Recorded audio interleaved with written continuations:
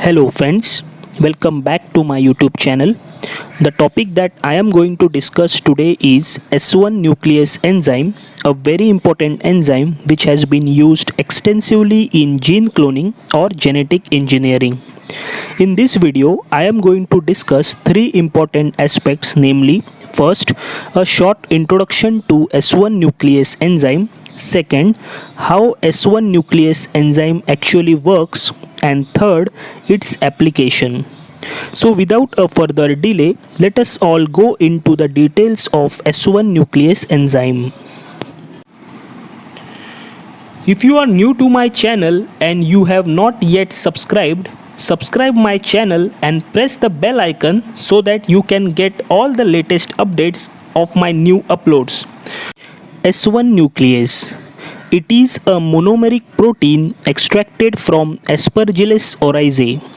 Its molecular weight is 3800 daltons. It requires zinc ion for its activity and has an optimum pH of 4 to 4.5. S1 nuclease is a single strand specific endonuclease enzyme. It cleaves DNA to release mono or oligonucleotides. Double-stranded DNA and DNA-RNA hybrids are resistant to the action of enzyme.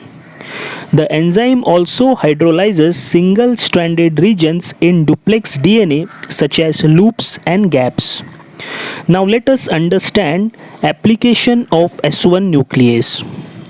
S1 nuclease is very important in gene cloning, especially in the formation of complementary DNA, where it helps to remove the hairpin loop formed by the action of reverse transcriptase enzyme. It can also remove single strand tails from DNA to produce blunt ends, that is, conversion of cohesive ends to blunt ends. Another application of S1 nuclease is to map different regions of mRNA molecules. S1 nuclease is used to analyze RNA-DNA hybrids.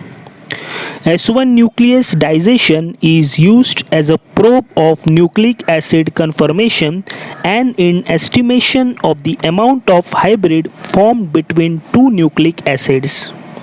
Now let us understand role of S1 nuclease enzyme in synthesis of double-stranded complementary DNA from mRNA. As you all can see in the figure, this figure briefly summarizes one procedure for synthesis of complementary DNA. Reverse transcriptase synthesizes a DNA copy of the mRNA using an oligo-DT primer. The RNA of the resulting RNA-DNA hybrid is degraded to produce single-stranded DNA with a hairpin loop at one end.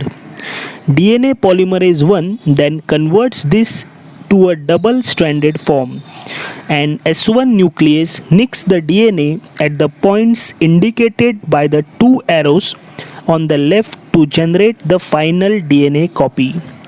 So you all can see the role of S1 nuclease in final DNA copy. If you are watching my video for the first time, please subscribe my channel and press the bell icon so that you can get all the latest updates of my new uploads directly onto your mobile phone. Thank you.